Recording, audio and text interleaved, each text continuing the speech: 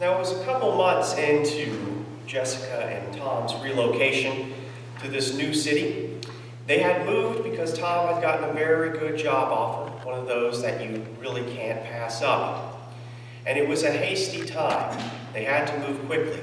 So Jessica had left her very successful job as an engineer, moved to this new city with Tom, and now was kind of settling in and starting to look for work herself. And as she was getting her resume together and doing the things you do when you start to look for work, she got an opportunity to do a couple of months of substitute teaching at her kids' school. And as she started doing this substitute teaching, she started to have an overwhelming feeling that this was actually the career she should be in, instead of being an engineer. It's not that she hated being an engineer, she loved that job. Done it for over a decade. But there was something about being with the kids, teaching. She just had this feeling that she was suited for it, made for it, chosen, if you will. And the more and more she taught, the more and more this feeling grew inside of her, and this sense that this was what she was supposed to be doing. And so finally, after a lot of careful thoughts and a lot of back and forth with herself, she mentioned this to her husband, Tom. And he kind of nonchalantly said, "Yeah, sure, I can see that." Which kind of, ticked her off a little bit because she thought there'd be a little bit more of a protest of her changing her, life's path, her vocation in the middle of her life. And he said, "No, it makes sense for some reason. It does seem like you are suited to this career, that you are one way or form born to be a teacher." All of us, in some way, shape, or form, have these feelings that Jessica has. We connect with a certain vocation, a lawyer, a doctor, an engineer, a teacher, or a certain role in life, being a mother that we celebrate today, being a sister, a father, a brother, an uncle. Whatever it is, some things in our life we kind of stumble into, and we just sort of know, right? That we're suited for those things. That we were in some way maybe chosen for them or born for them. However you want to phrase it, being in that role makes perfect sense to us. There's a feeling that we were made and shaped and called to be in that role. And that idea, that concept, that there's certain things that we are suited for, called for, and chosen for, is not just applicable in our sort of secular life, if you will. It's also a big and foundational idea in our spiritual life as well. And it's a part of the prayer that we hear Jesus praying for his disciples in our gospel reading today, which comes from the Gospel of John, chapter 17. Now, over the last couple weeks, we've been reading from a section of John that we call John's farewell address. And so what the section is it's about 5 chapters, chapter 13, 14, 15, 16, and 17. And the setting of these chapters is that Jesus is with his disciples at the Last Supper, and he's giving his sort of farewell address, right? He's saying goodbye to them before he's about to go to the cross and the grave, and he's giving them some final instruction and words of wisdom as he is about to depart this world. And as we're reaching the final chapter of that farewell discourse, we see something very interesting happen.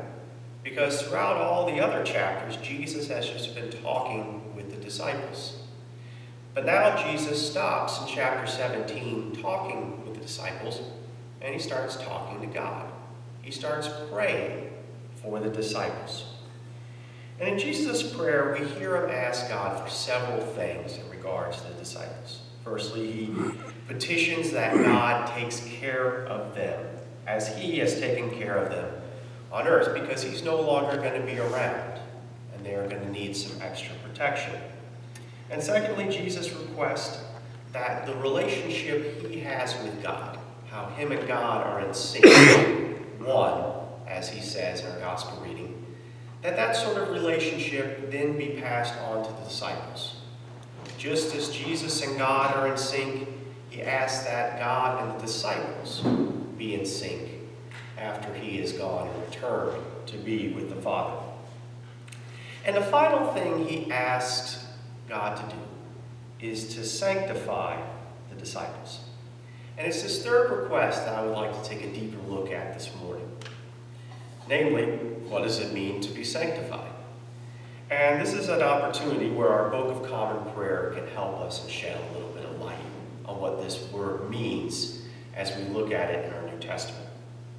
For the word sanctified is used a lot in Eucharistic Prayer A, which is the prayer that we use most of the time when we gather together and have Holy Communion.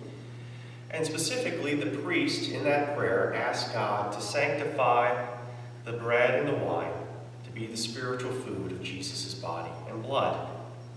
And in that same prayer, the priest also asks God if he would sanctify us in order that we would serve God in unity, constancy, and peace.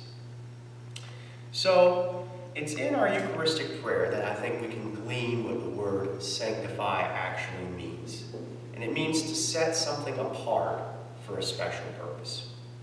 And so when Jesus prays for his disciples to be sanctified in truth by the word, Jesus is asking God to set his disciples apart for a special purpose, for the carrying on of his ministry when he's gone. And I believe that this prayer that Jesus says for his disciples, Jesus is still praying in heaven for us. Jesus is asking God to sanctify each one of us to carry on his ministry. So just as you may feel set apart to be a doctor, an engineer, a lawyer, a mother, a father, whatever that role you feel suited for, set apart for, called to, Jesus is also saying that you are suited for, called to, and chosen for carrying on his ministry. It's what his prayer of sanctification means for each one of us. We were born and baptized to be disciples of Jesus, chosen to be a light to the world, just as Jesus was a light to the world. So that's kind of great and lofty news, but what does it mean in a practical sense, right? And I think the book of Ephesians can shed a little bit of light on this for us. For the book of Ephesians says that before the beginning of time, God has prepared for each one of us certain good works that we are going to do in our lives. So it's a pretty amazing thing when you kind of let that sit and ruminate and really think and meditate on it. Each one of us here today, God has set apart for us, to sanctify us, to do certain good works throughout our lives. They might be small, they might be big, but regardless, God has prepared for each one of us, chosen us to do certain good things in this world for the betterment of his kingdom. And that's why it feels good when you do something, right? You know that feeling that you get inside, that sense of satisfaction when you do a good work for someone else. The reason you're feeling that feeling is because you were set apart and chosen to do that thing by God before the beginning of time. You are choosing to be an integral part of God's plan that you were set apart to be a part of. And so that feeling of goodness that you're receiving is an affirmation that you are doing what you were born to do. So just as Jessica felt set apart to be a teacher, just as each one of us feels set apart and called, chosen, whatever the word you want to be, to perform whatever the roles we see ourselves in our lives. Know, too, that you have been called, chosen, sanctified, set apart for something else as well.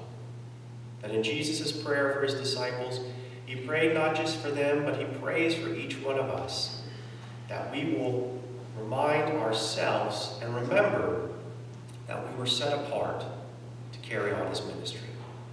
And specifically what that means for each one of us is that we will do the good works that God has prepared for us to do. And the confirmation we have when we do those good works, that feeling of satisfaction, that that feeling of happiness, of joy. That is just a little internal check, knowing that we are doing the things we were sanctified to do. So remember, you weren't just prepared for roles in the secular world, you were prepared for a role in the heavenly world as well.